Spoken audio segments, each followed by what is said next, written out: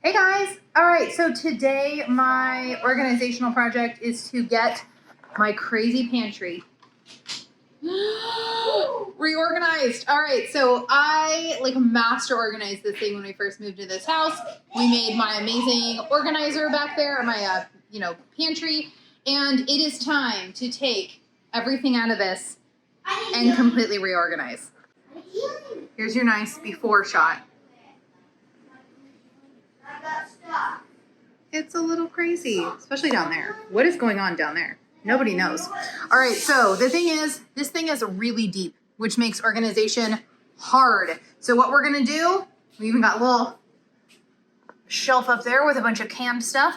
All right, so what we're gonna do is we're gonna take absolutely everything out, get it on the counter, and reorganize, make a list of the bulk foods that I need to restock on. You can tell I'm low on a lot of stuff.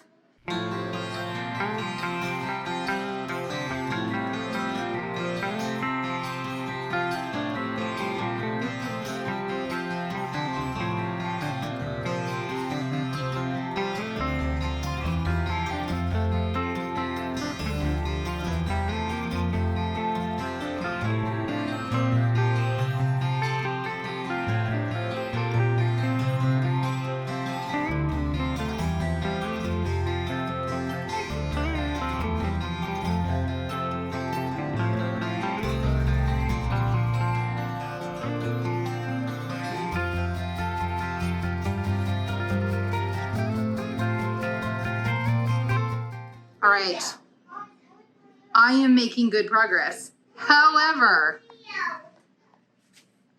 this is what the rest of the kitchen looks like. How did I even fit this much stuff in? Okay, so next step is getting everything back in. All right, so I have two lists started. I got two lists here. I do this really simply. Okay, first list here is my inventory. My inventory is for this top shelf.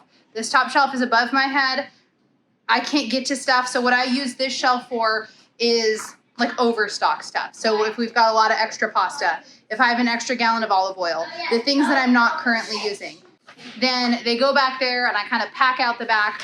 I write an inventory list of what's up there, and that'll go right here. So when I do run out of olive oil, I can pull this out and quickly see, okay, there is a gallon up there. It's worth kind of climbing up there and getting it. And then these ones I don't do that for because I more or less can glance through and see what we have. So that's the first sheet. The second sheet I've got is my to-buy list from Azure and from Costco. So as I'm going through, I already can tell pulling stuff out that I'm like, oh, I have this much avocado oil. So I definitely need to restock that. I need to get, just all that random stuff. So I will be refilling those at the same time as I'm putting stuff away and creating my list. So let's see if we can do this pretty quick.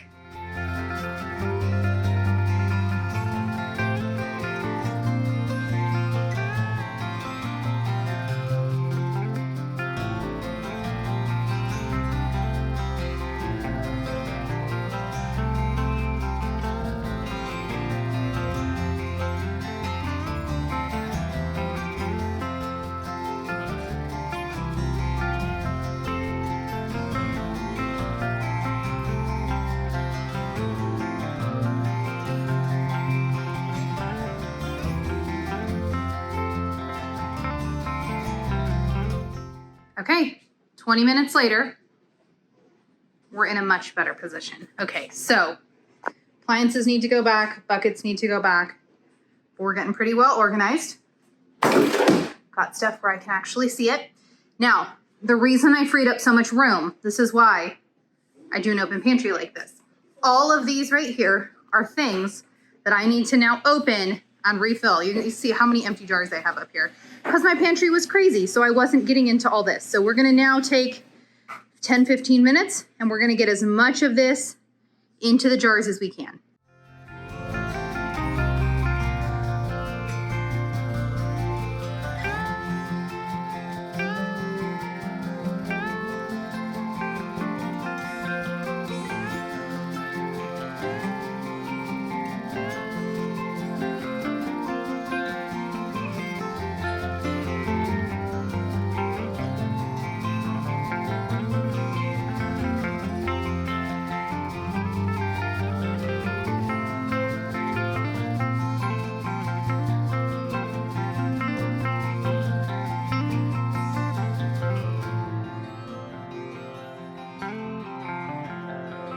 Okay, it's getting messy in here, but consolidated all of those down, and then these couple need to go in because like I couldn't quite fill them.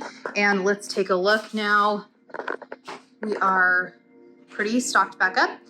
And next thing, I'm gonna go start getting containers out and see what we need, because I'm also making my list for Azure, but you can see we're stocked back up. So this is where I'm such a huge fan. Obviously, I think this looks very cool, but the reason that I have an open pantry like this, that to keep it up is, can you imagine all of these bags just in that cupboard, how you couldn't even get to stuff, versus you can literally see everything that you have. It just makes such a big difference.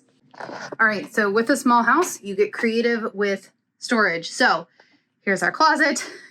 We have got 8 buckets there, and then we have got a bunch of buckets here, even more buckets over here. And this is all of our, this is my natural medicine cabinet. This needs to be rearranged, but this is where we keep all of our extra bulk foods. And I actually have a couple more buckets in the laundry room as well. So I'm gonna go through here now and see, like popcorn I don't need to refill, and kind of just go through and see which of these I need to take out. Black beans, I don't think that I even have black beans out there. Rice I don't need to. So I'm just gonna go through real fast and see what I need to take out and refill those buckets.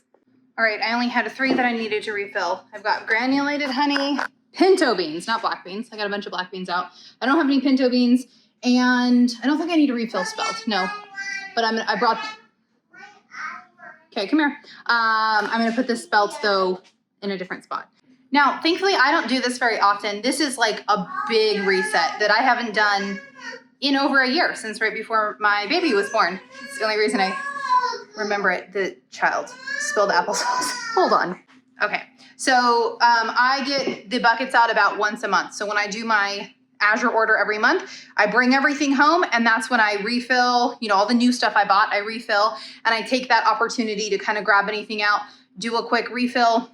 I mean, we're talking like 15 minutes. I just do it fast. So it's not like a system that takes a while to maintain, even though today we're working on it for kind of a while. Okay, sorry for the crazy angle, but I'm like trying to get this done, and I don't have time to reset up the entire camera. All right, so a question I get asked a lot is, I don't have anything labeled. So people are like, how do you know what's what? When I first started doing all this, there's no way that I would have known what everything was. But I have been cooking this way for so long now. It's not working. I've been cooking this way for so long now that I just know what the different grains are. I mean, in reality, most of the stuff is pretty easy when you start looking at it up close. It looks super different. My sugar looks very funny because I just ran a bag of white sugar, and then I filled the rest of the way with organic, like unbleached sugar. So it looks like 2 different things, but whatever. Most of the stuff, I mean, you start looking up close, like you can tell, like this is rice. Oh, I can't do this backwards. This is rice. These are oats, pasta. Like you really start to get to know it. When I have multiple different grains out is when it gets harder, but I've used them long enough. I know which ones I have in my pantry. And so I don't find it necessary to label. And I tend to switch jars around quite a lot. And so I think I would have more waste, and it wouldn't work as well if I had everything labeled. So for example, I just took these chocolate chips back here. I don't have a ton of chocolate chips right now. I took them out of one of the large jars, threw them in there so that I could use a large jar for pinto beans, because somehow I added something extra. That's just what happens. I end up like moving stuff a lot and changing it around.